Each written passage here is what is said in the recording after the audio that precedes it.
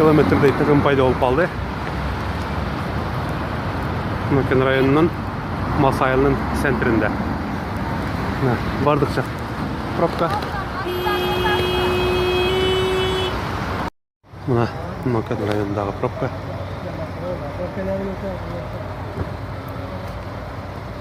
Пробка светофордон дагы өтүп кетти. Поскайдан алыстап кетти окшойт.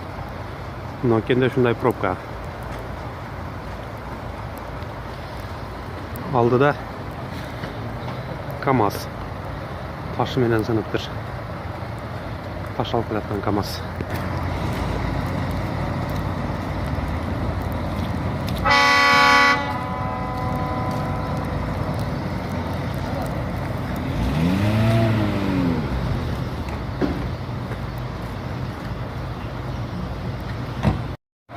Таш жүктөп бараткан КамАЗ бул жерде авария болуп сынып кетип, Нокен районунун центринде көпүрөдө тыгын пайда болду.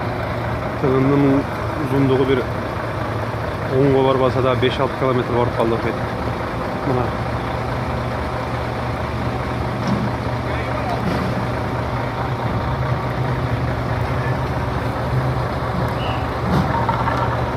гаилер көзөмөлдөп жатат.